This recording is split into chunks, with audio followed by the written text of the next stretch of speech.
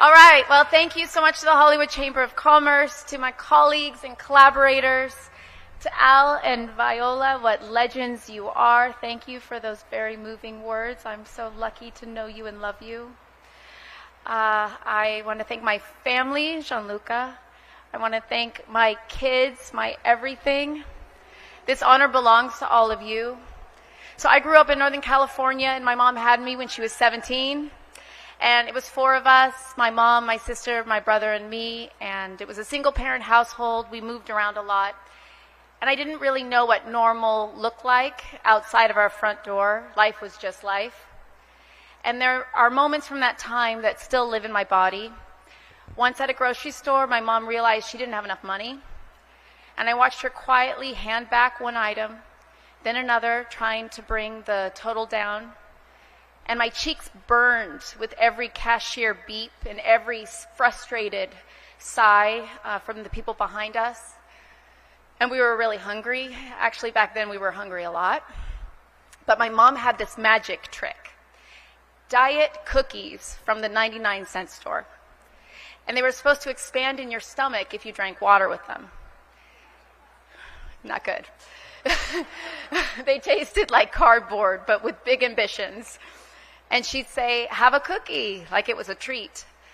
Spoiler, it was not a treat. It was love. It was ingenuity, and it was a mom doing her best. So the plot twist came in a school drama class. My teacher, she had a sleek bob, killer boots, and Broadway energy. She came into the room and she announced very excitedly, we're going to read Sam Shepard. The play was called The Curse of the Starving Class. A boy comes home, opens the fridge, and just stares. But there's nothing inside, it's empty. And I remember in that moment thinking, wait, that's me. Until then, I didn't realize that our life was unusual. We weren't trouble, but we were invisible. I'd show up to school and no one would ask me if I had breakfast. So that day in drama class, something cracked open. Stories don't just entertain, they reveal. They point a light at you and they say, hey you, I see you. And that spark then became my compass. Acting is what I do, but storytelling is why.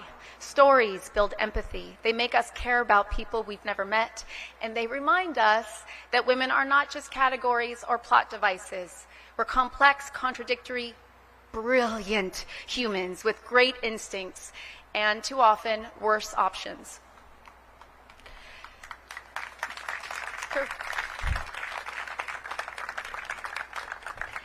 For Al, his mother sneaked him into movie theaters when he was little. Sitting in the dark, he found a place to shape the chaos of his youth into something universal. And for Viola, everything changed the night she saw Cicely Tyson on TV. She realized her life could be transformed through story. Their journeys remind us that storytelling is both personal and communal. It connects one life to another. And my grandmother has been that presence for me. A redhead, another redhead, Al, be careful of us, we're everywhere. A redhead with movie star poise and a motorcycle mama nickname from my schoolyard. She took me to the theater, she moved me to New York when I got into Juilliard, and she demanded I show up for my graduation after a family loss when showing up really felt impossible. She had always said, you deserve to be seen. And if I carry any courage, a lot of it is her perfume in a sweater in a drawer, love that lingers, a reminder of who I am. And my path hasn't been a straight line. Like many families, ours carries loss. My sister struggled with mental illness and is no longer with us, and I don't share that for sympathy. I share it because silence doesn't heal. Love and acknowledgement do. If I work so fiercely to help others feel seen, it is because I know what it is to feel invisible and to know the cost when pain isn't witnessed. My work is a promise to her and to anyone who has ever needed someone to say, I'm here and I'm listening. So standing in front of this star, I feel the weight and the great gift of what we get to do in Hollywood.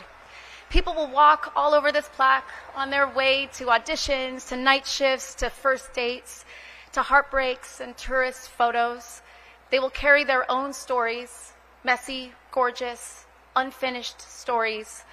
And maybe they will also carry a scene or a character or a line that reminded them of their sister or their childhood fridge or that one afternoon they felt really brave. The best sets I've ever been on and the best communities I've known, they run on us and not on me. They run on the grip who catches you when you leap, the writer who gives you a sentence that breaks your heart wide open. I'm talking to you, Abe Sylvia. The costume designer who understands your character before you do. The director who keeps the engine running on coffee and miracles. And they run on audiences, on you, who complete the story by meeting it with your own life. My superpower, if I have one, is believing that strangers can become an us. So this start to me, it's not an endpoint, it's a mile marker. It says, keep going, keep choosing stories that widen this circle, that honor survivors, that ask hard questions, and leave us a little more tender with one another. To my mom and sister, thank you for always smelling like hope. To my sister, whose story I carry with me always, you are part of everything I do. To my children, thank you for the way you move through the world, curious, fearless, full of whys, so many whys, reminding me every day to keep learning and to keep wondering. To my friends, my teachers, my collaborators, you guys turned a shy, awkward drama kid into a woman who believes that stories can save lives.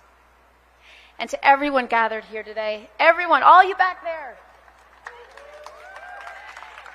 thank you for being a part of my story and letting me be a part of yours. I'm honored, I'm humbled, and I am so excited to see what we make together next. Thank you so much.